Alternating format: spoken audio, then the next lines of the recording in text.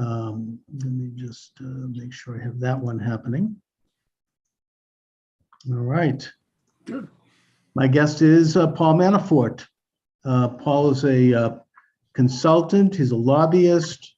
He graduated Georgetown University as a lawyer, worked as a lobbyist and as an advisor to several Republican presidents. In 2017, 2016, he volunteered his services to work for the campaign of Donald J. Trump. That's when the trouble started, Paul. So why don't we pick it up right from there? Okay. What do you want to talk about? The trouble didn't start with Trump. The trouble started with a bunch of Democrats who couldn't understand how they lost to Donald Trump. And as a result of that, we discovered that they were weaponizing our legal system, our law enforcement system, to perpetrate lies that they knew were lies. And it was a 5-year endeavor on their part. That's continuing on today with the January 6th debacle, where the same group of Democrats who refused to accept Donald Trump's victory in 2016 and did everything they could to undermine his presidency, including making impeachment as just a tactical tool of a Democratic majority in the Congress, now claiming that democracy was challenged on January 6th, as opposed to what they did for 5 years. The hypocrisy is pretty incredible, but it endures because back in 2016 with Hillary Clinton as a candidate, and now in 2022 with Joseph Biden as a president, they don't have anything to run on. And so all they can do is attack and be negative and spread lies, and it's continuing. The attack against Trump is unprecedented in American history, maybe the worst since the attack against Abraham Lincoln in many ways. And it was more than just the Democrats. It was the Rhino Republicans. It was the media. It was what I think President Trump accurately called the deep state, what Stephen K. Bannon has called the administrative state. It was this sort of informal collusion of a lot of forces that viewed Trump as a threat to their power and their authority, which I think had been growing since, mostly the last century. And Trump posed as an existential threat to that. He posed as a figure who could wake Americans up to who we are, as Americans, as sovereign citizens under God and limited government. And, he talked about going against both the Democrats and Republicans in his inaugural address, which should be must reading for every teenager, every American, how to stand up to this bureaucracy of power, this informal government. And you, Paul, got basically the worst end of the deal in terms of, getting caught up in this as President Trump's campaign manager. So they basically made a lot of accusations against you for which are false, but even if they were, there were some misdemeanors, these are things that are being done in a major way by such figures as the Podesta brothers and Hunter Biden and many others who are working with foreign governments in a manner that can only be described as influence peddling. So talk a little bit about that. Yeah, well, Donald Trump recognized that the American people were getting the short end of government. He recognized that Washington, and he considered it all Washington, not Democrat or Republican or the media, Washington didn't really care about anything other than their own perpetuation of power. And his candidacy was spawned by this desire to drain the swamp and to show the American people that government could be responsive to their needs. And in his campaign, he talked about that he was going to be a president of all the people, as opposed to the Democrats claiming to the Black Americans, to the Hispanic Americans, that they were the only ones who could protect their interests. Trump said, look, vote for me and you're going to see that government can make your lives better. Don't vote for me, and you're still going to see it because I'm still going to make your life better. Well, they didn't take him seriously in Washington. They should have, but they didn't. And when he won, they didn't understand how he won. And so all of a sudden they did what the establishment does all the time. they doubled down on an attempt to destroy something they didn't understand and wasn't a part of it. And anything that was a part of that, what they were trying to bring down, which was Donald Trump, was a target for their narrative. I was part of the Trump entourage. They saw me as a means to get Donald Trump. Their goal was to take me down, to squeeze me, to give them Donald Trump. Well, I would have had to lie to do that, which I wasn't going to do, and because I knew there was nothing wrong, that we had done nothing wrong, and I refused to give in. What they did is they indicted me on charges that I'd been cleared of before, or settled with the government on. And in the course of that, they then didn't just indict me; they put a gag order on me so that I couldn't talk while they were leaking false stories about me to the media, to basically destroy me in the court of public opinion before I ever had my chance for a trial. So you had the phenomena of Trump being elected and of serving, I would contend, the most successful term as president since FDR in terms of getting things done across the board. Any area we could discuss that. But they went after him in spite of the fact that they went after him with this cockamamie conspiracy theory that he was spying for Russia and that he was a tool of the Russians.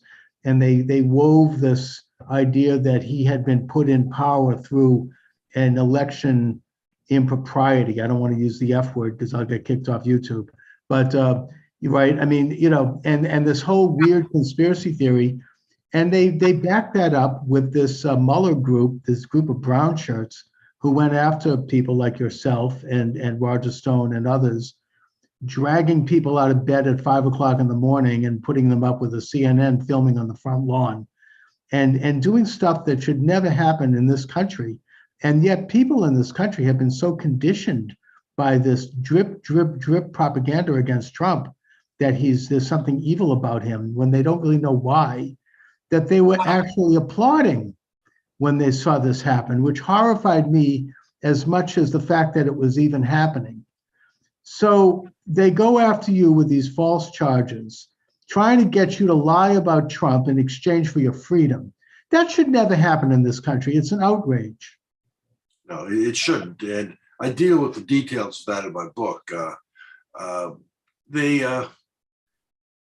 The deep state couldn't believe they lost. That's what it amounted to. And they feared the results of a Trump presidency. And as the economy started to get better and as people's lives started to improve and you started to see real wages increase for the most underprivileged in our society, they panicked.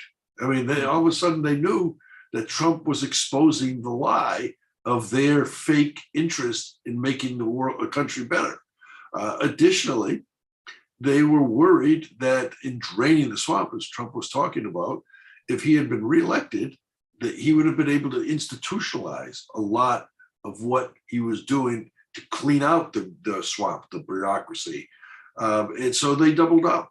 And, we now know from John Durham's investigation that as early as July of 2016, Obama was briefed by John Brennan, the CIA director, that the Clinton campaign was going to put out a false narrative on Trump colluding with Russia. Obama knew that in July of 2016.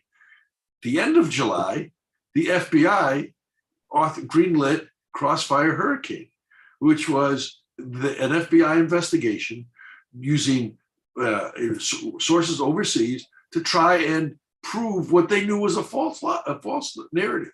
And then you could just carry it right through to the famous meeting that Obama had in December of 2016 with his national security team, where he sort of asked them to go out, create a report that would normally take 6 months to 9 months in less than 30 days, that would again show narratives that they knew were false in order and to declassify rumored emails and things like that and interactions between the agencies that were meant to create a story that didn't exist. And in the course of that, we now know from Durham that there was collusion. The real collusion was Clinton and the Democrats and the Obama administration and the Russians and the Ukrainians. We now know, again, because of Durham, that Clinton's campaign hired Perkins Cohen, and then illegally, and they've been fined by the FEC now, but doesn't do much for making things better. But Perkins Cohen never reported that they were hiring Fusion GPS, which then went out and hired foreigners, including Christopher Steele and Russians, Igor Devchenko and other Russians in Moscow, to find the narrative on Trump and me. They didn't find it, so they just made it up. They made up the Steele dossier, and then they put it into the system through the FBI. Michael Sussman, with one phone call, was able to get a meeting with the general counsel of the FBI to give him the story about basically the Steele dossier. So the game was all fixed, and none of it was all related to issues that they knew were false, but it didn't stop them. Right, and the media did nothing to investigate it. They wanted to tell this story. They went with it, a major case of projection, of psychological projection, because it was them who were colluding with Russia and Ukraine, or elements within Ukraine. Their lever against you in particular, Paul, and I think what they thought they could work with, was the fact that you were a consultant to Yanukovych, the duly elected president of Ukraine. And they smeared him as being pro-Putin, and therefore tried to make you look like you were part of some kind of a Russian conspiracy. And while at the same time they were spearheading a color revolution against him, he was elected, and putting in place their own people, and the people that were involved in that are now in the Biden administration, and that they're responsible for pushing Ukraine toward joining NATO, which is a terrible mistake. I mean, it would be like Mexico, forming a military alliance with communist China and letting them put troops on the southern border. And that, of course, led to Russia responding by invading parts of Ukraine. So, talk a little bit about that aspect of this, how they use that as a lever. Yeah, I get into this in my book in great detail. But the bottom line was, when Yanukovych was elected president, he was committed to bring Ukraine into the European community, into the EU. He drew a line on NATO because, for the very reason you mentioned, and the Europeans didn't want Ukraine in NATO, and the dirty little secret is they didn't really want Ukraine into the European Union, but they couldn't object to that.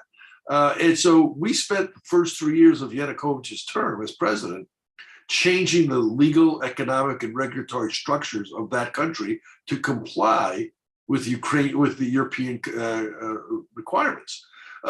This is all public information. There's nothing I'm telling you that wasn't known at the time. I was dealing with Jose Barroso, who was the president of the EC, and Stefan File, who was the commissioner of enlargement, on behalf of Ukraine, dealing with all of this. It was all very public, all very open. And so but the point is, Ukraine was formerly part of Russia. Yanukovych, when the coup, as you call it, which I don't disagree with, happened, fled not because of fear for his life, but because of corruption, which all of Ukraine is corrupt, unfortunately. But he shouldn't have fled. If he hadn't, I think he would probably be in a much better place today. But because he fled to Russia, they said, see, he was Russian, even though it was Putin who threatened to shut down Ukraine, again, very publicly, if Ukraine wouldn't join the customs union that Putin had, which Ukraine refused to do. And so Putin was in the process of doing that when the sort of mini revolution, happened in Ukraine. They knew all of this. There was no tie to Russia. And in fact, if you look at both the Mueller report and you look at the Senate Intel Committee report, there's not one piece of evidence, not one piece of paper that links me with anything Russian, and that's after all the hundreds of or thousands probably of hours and investigations that were going on. Nothing, because it didn't exist, and they knew that. But the narrative was important, and that's why they put the gag order on me, so that I couldn't respond. And when somebody out of Ukraine who had worked with me on bringing Ukraine into the European Union from the Foreign Ministry of Ukraine, wanted to write an article saying this is absurd. Paul Manafort was totally pro-West in what he was helping us to do. they criticized me for correcting his op-ed piece that he wrote. I didn't ask him to write it, but there were some factual mistakes in it that I fixed. Weissman, using the gag order, went back to Judge Amy Berman Jackson, who, as far as I was concerned, was part of the prosecution, even though she was the judge, and got her to threaten me with first accused me of violating her gag order, which I didn't, and then threatened me with incarceration if I spoke even indirectly to the media. Meanwhile, they're flooding the media with false stories about me, and I couldn't defend myself. That's the game we were up against. And I go through this in great detail in the book. But now you see it again with what some of the same players are doing out of the Justice Department, going after parents who are trying to use their constitutional rights to oppose school boards that are teaching their kids things that the parents don't agree with, going after conservative organizations. I mean, it hasn't stopped, and it's just less visible right now, and that's why it's important. But I do believe the silver lining in the cloud is the American people finally get it. Number one, they see who is president matters. They see the difference between Trump's policies and Biden's exact opposite policies, and they've made a judgment on that. They also see the difference between the freedoms that were challenged by us or by them against the Trump during his years, and the freedoms that parents are being challenged with right now, as an example, or law and order issues in the cities or whatever. So they're seeing it, and that's why you see what looks like a growing, large victory for Republicans in November, because they are not accepting this fascist regime and the tactics they're taking. Right, and indeed, I think that the only thing that could prevent a historic landslide in November is the thing that we can't mention because I'm on YouTube, but everyone knows what I'm talking about. All right, my guest is Paul Manafort, political prisoner, persecuted, but not silenced. A lot of the heavy-handed government fascistic tactics, I think, go back, frankly, to Obama and his use of the IRS to go after conservatives. A scandal that came up with the Lois Lerner, pleading the fifth 50 times in front of Congress, and continues now. So basically, I'm outraged that they would tell you or any American citizen that they're not allowed to speak to the media, and while they attack you, you're not allowed to defend yourself. I mean, that to me alone is an outrage. Well, that's not the only did. When I was arraigned is when the gag order was put on me. At the same time, they also imposed a $10 million bond on me. John Gotti didn't have to post a $10 million bond. And I was being required to do that for violating allegedly a Foreign Registration Act, where I failed to disclose something, according to them, that I should have disclosed. It's something that had never been charged criminally in the history of the act going back to the 1930s. It's something that I'd already been cleared on by the same office inside the Department of Justice. But so they put the $10 million bond on me because they knew I didn't have the $10 million. And they threw a gag order on me so that I couldn't complain about it. And with the risk of being incarcerated, when I finally did get the bond issue resolved, it took me about 6 months. When I finally got it resolved and they knew it was getting resolved, is when they threw the phony witness tampering charging on me, and which is the basis upon which they then the judge sent me directly to jail from the courtroom into solitary confinement for a year. And at any time you could have stopped it if you were willing to play ball and lie about what you knew. I've interviewed Dr. Jerome Corsi, who went through the same thing when he was brought in to testify. Your colleague, Roger Stone, had the same thing. It's this pressure to tell them what they want to know and just make it up in exchange for your freedom. So they put you in prison. You've never been charged with a crime your entire life. The FARA charge is at best, even if it were true, a misdemeanor, one that has never been brought against anyone before, and certainly could have been brought against perhaps the Podesta brothers and Hunter Biden, who were definitely engaging in foreign involvements that were not reported. and then you're sent to solitary confinement. Paul, if you don't mind, could I ask you about how that went down? I mean, what was that like? It was no fun. Yeah, I was in an 8 by 10 cell, no windows. The door had a little slot in it that closed, and the food would be shifted, put through 3 times a day, and it was 24/7 lockdown. And I had a shower and a toilet in my room, metal shower and toilet. I slept on a slab, really a concrete slab that had a mattress on it, about a 1-inch thick mattress.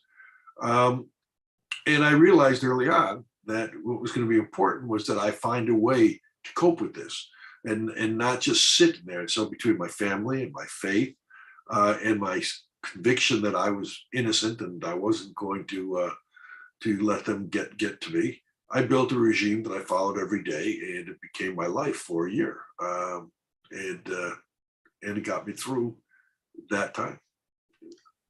There was no basis for me being in solitary confinement. They said it was for my protection, but it really wasn't. It was to break me. Yeah, I mean, to me, it's torture. And do you have any reflections on the prison system and what could be done to improve it? Because I know that President Trump took major initiatives, particularly the First Step Act, which released 10,000 prisoners, mostly African-American men, who had been involved with misdemeanors. Yeah, I write about this in my book. I mean, there are a couple of things that are relevant to it. Number one is there are a lot of people who are in prison, young Black for the most part, who are there because the system screwed them. I mean, they may have done something wrong, but the prosecutors, the federal prosecutors, the state prosecutors would work together to mislead them, get them to plea, and then have the feds information given to the states, and the states would get around the federal government plea agreements and come after them for the same charges. And where there wasn't double jeopardy in most states, these kids got double what they thought they were going to be getting. And then when they got put in jail, there's nothing in the system to help them, build, to prepare to get out of for a new life. If you look at the books, the laws and the regs, there's a lot of programs, but the reality is in the prisons, none of that is real. None of it is true. Part of what time I spent in the year that I was in Loretto after I was sentenced, I would be working with these kids to help them on parenting kind of issues, on how to do business properly, how to assimilate back into society, because they had no direction. And some of them were in for 10, 15 years, which is why in the end, if Donald Trump was a hero in the prisons, because he did what he said he was going to do. The First Step Act, said that nonviolent criminals should not be sentenced to extremely long periods of time, and they should be out and given a chance to get back into society. The prisoners appreciated that, and it's again was a disconnect between the rhetoric of the Democrats and the policies of the Trump administration, and it's shown through very clearly. And that's why Trump is such a threat to them. They can speak in lofty tones with their phony British accents about helping minorities, but yet Trump is there as a hero to minorities. And I think that he got a very large vote from African Americans and Hispanics, probably a lot larger than people realize. But we can't talk about that because this is YouTube. That's the election of 2020. But here we are facing the midterms. Do you think that Donald Trump is going to run again and for a third term? And do you think he'll win? Well, I think Biden is making it easier for Trump every day, meaning that, as I said a few minutes ago, you look at Trump's policies, his economic policies, his energy independence policies, his America First foreign policy, his border security programs, and then you look at the mess the country's in today, and people now understand who is president matters, and that's what this whole January 6th thing is all about. The Democrats fear Trump is going to run again Right. They're trying to do anything they can to make Trump either unacceptable to the population or not able to run. They're not going to succeed. And if anything, if they still haven't figured Donald Trump out. If you want to get Donald Trump to not do something, the last thing in the world you do is treat him the way they're treating him right now. And, Oh, yeah. Yeah. I mean, the whole phony thing is imploding on itself. And they get this young woman up there perjuring herself, it appears. And now, I mean, it does look like it's just an attempt to muddy up Trump and damage the MAGA movement, which was 75 million Americans voting for him.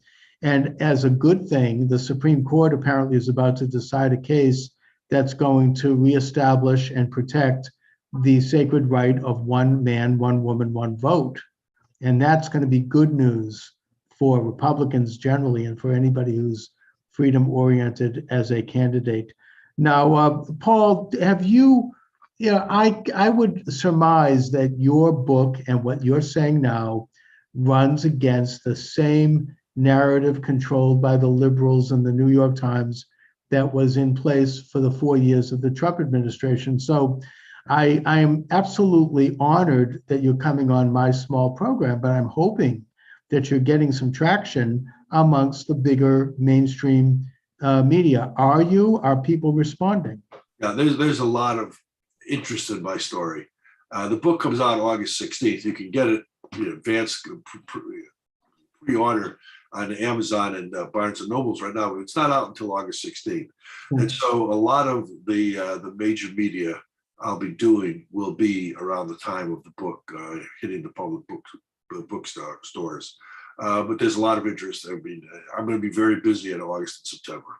Wonderful. Well, I'm glad to know that. And I'm just, I prayed for you while you were in prison. And I think a lot of people did in this country. You know what? You're tremendous atrocity. Well, I appreciate you saying that. And let me tell you, I mean, it sounds like a cliche when you say, I felt the power of prayer, but I felt the power of prayer. Indeed. Sitting in solitary confinement, I would have these rushes for no reason that would make me feel good about my situation or not positive about my situation. And that was prayer. There's no doubt in my mind. Well, it's a powerful and important story. I'm glad to have given you a platform to discuss it. Let our your book isn't out until August 16th. It's Political Prisoner, Persecuted, Prosecuted, but Not Silenced by Any Means. Paul Manafort, it's been an honor and a pleasure. I want to thank you for joining me today. Thank you very much. Enjoyed our time together.